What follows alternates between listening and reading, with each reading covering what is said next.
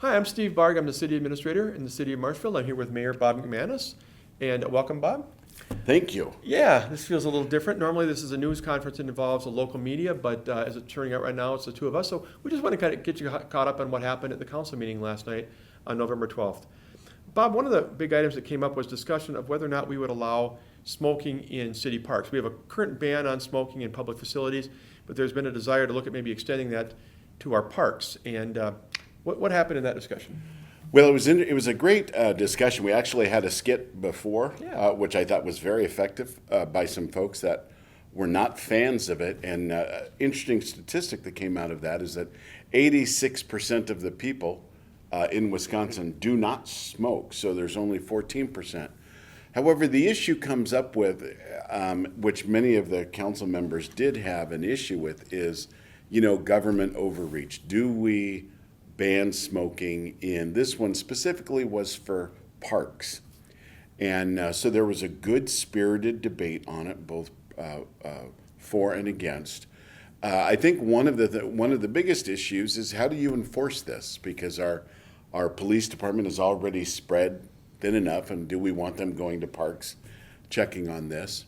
And the other side had an argument that, well, just having the policy there is going to deter it. Much like people when they walk their dogs, making sure they pick up the waste and things like that. So it was a good discussion. It didn't end up going anywhere because one of the things that is relevant is the fact that there are already signs there that in many of the parks that say don't smoke, but there's just no ordinance and no fine. So it's just there for people to self-police, I guess you will. But it's a very interesting discussion. Yeah, I think one of the things people might take away wrongly from this is that City Hall isn't concerned with public health. We are concerned with public health.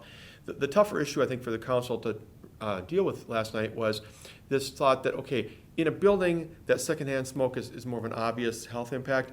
You're out in the open air in a city park, walking around on Greasy Park or whatever, the tie is a little bit less direct. And I think that's one of the things that they maybe wrestled with a little bit. Mm-hmm.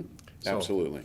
And just for the record, it actually, this is an interesting thing. The votes were 5-4 in favor of the ordinance, but we have a slightly higher bar for ordinances as opposed to regular motions. It requires 6 affirmative votes, and Mr. Hendler was not there. And so even though it was 5-4, the city clerk informed us that didn't actually pass. So another item that got a lot of discussion was the prohibition of firearms or weapons in the building that we're sitting in right now. Been hotly discussed a couple times at different meetings. And the issue is that the city is allowed, if they want to post the building and then not allow firearms. It's something that we're not required to do. So it's really entirely up to the council.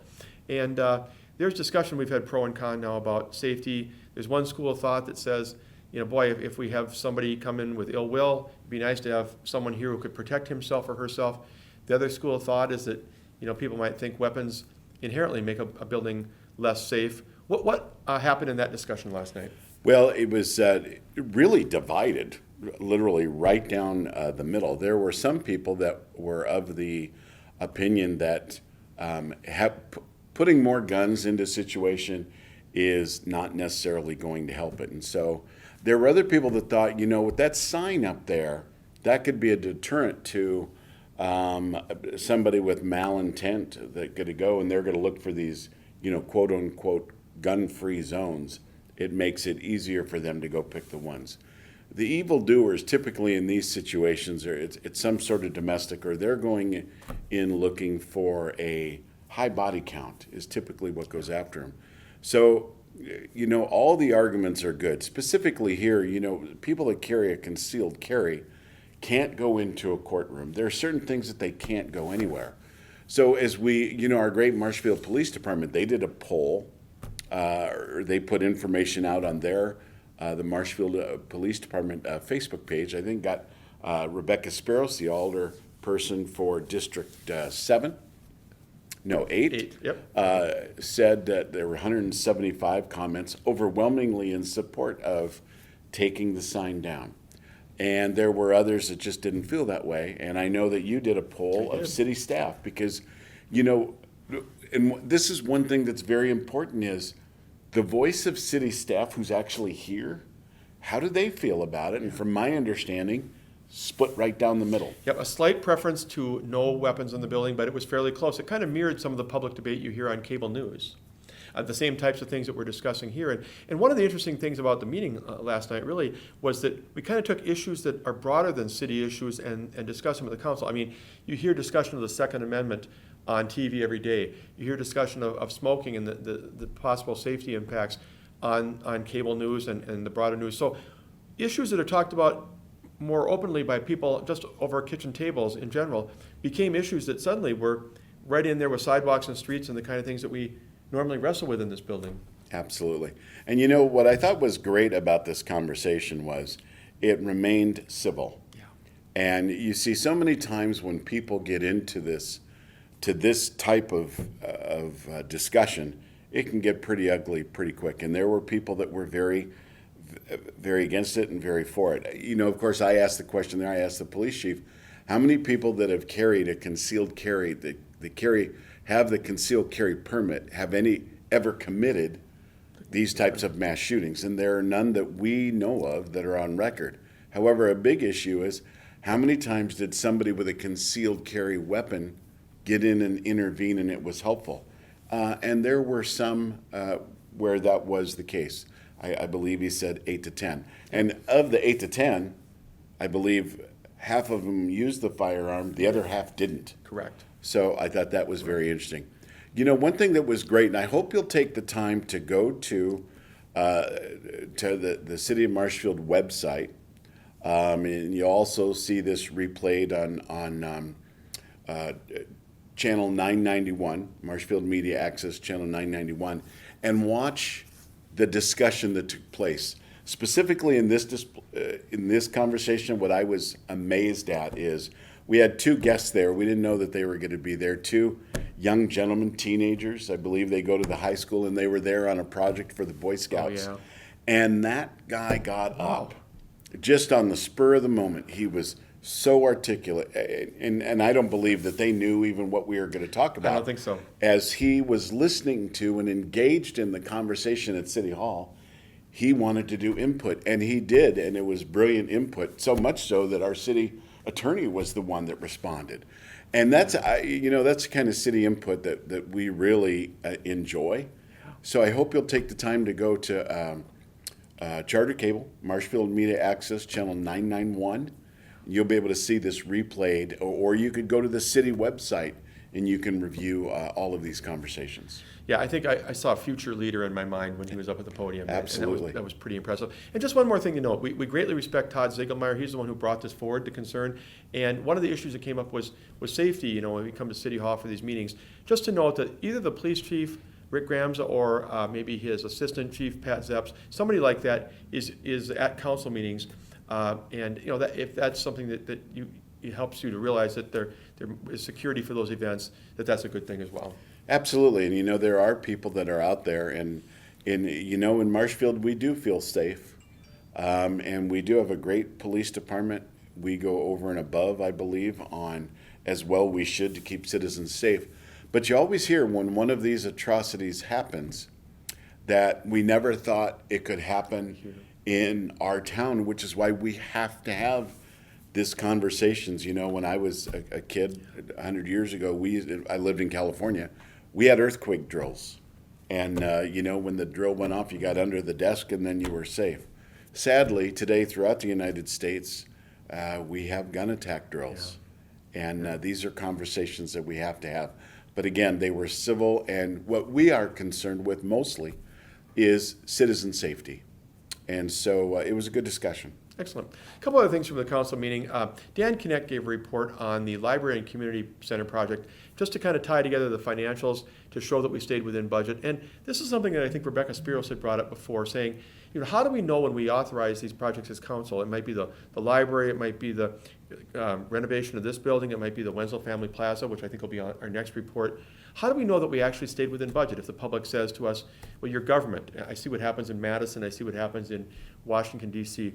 But he kind of tied it out and showed that we did stay where the budget amount was met, and that the revenues and expenses all tied out the way that the council had brought it up. And hopefully that's of some significance. This was the second one he did. He did one a few months ago, and boy, I'll tell you what, Dan Connect is a sharp guy. Oh my gosh. We have a lot of great employees here in the city, and if those kinds of presentations are not just the definition of transparency and accountability, I don't know what is. It shows that we stayed. I think on a $9 million budget, it was over by $9,000, which is minimal. Yeah. When you do that type of project, I thought it was great, and I thought his presentation was good. The numbers were very clear. They were concise. It was just all around a great job. Well, and it's so helpful as we're about to go into the pool project, because people are probably thinking, well, we're talking about a pool where we put in $3 million and the private sector puts in $3 million. How do we know that we're going to stay within $6 million? Do I wake up one day and find out that we spent $8 million and it was a bad deal? This gives you some thought of the fact that people are minding those project numbers. Yeah. And that's very helpful. The one other thing I'd like to cover came out of closed session, and very rarely do we get to report on what happens in closed session, but sometimes we do. In this case, we were reviewing some contracts with the city and the clinic health system for these transport services. And maybe we could touch on a little bit how that works. We've done it before on a couple one-year trial basis. This will be a 2-year agreement. Talk a little bit as to how this will benefit the city of Marshfield. Well, I'm very excited about this. It's one thing that I've known that we've needed since the election. We've had some issues there, but we're supposed to have on average 11 firefighters, paramedics that are on staff, and many times because of people are off or vacancies, we've really only had 9, and so we really have this need there. But of course, you have to stay within your financial means. Well, one of the things that we have done has been going on for a couple years now. Yep. Is the transports that we've been doing for the clinic, and they transport all over the state, and those create their own set of income, if you will. So this isn't something that is necessarily going to cost citizens more money. That these folks will be hired out of the profits, really, of these transfers and other medical transfers. So the issue with these contracts, though, is we were hoping for more of a long-term, maybe a 3 to 4 year contract. We settled it too, and we understand Marshfield Clinic Health Systems, our largest employer. We very much value the relationship there. They're going through transition in talks of a merge with Gunderson. And so, of course, they don't want to be tied to a 4 to 5 year deal while all these things are going on. So I believe all the parties came in there, and so since that was done, I believe now we have the green light, which was agreed on last night. These agreements were first approved and duly approved by the Police and Fire Commission. They were in negotiations, and we're very thankful to the work of the Police and Fire Commission. And they approved them, and then it came for ultimate approval to the council. And it was unanimous, I believe. Yep. We realize that we do have to have more staff there, but the good news for the citizens is this higher staff is not going to be more costly from the tax base. It'll actually be from the revenue of these calls. So it's a win-win situation, and this is a breath of fresh air for the staff in the fire department, because one more person per shift is going to take a little bit more of the load. You use the phrase win-win, and I think sometimes people think that might be overused, but truly, this was a win-win. This is an opportunity for the city to gain more revenue, hire needed firefighter paramedics, and for the clinic to fill the gap that was left when Spirit, moved on a couple of years ago, to get these people transported to Madison and other facilities where they need treatment. So all in all, I think win-win really does apply here.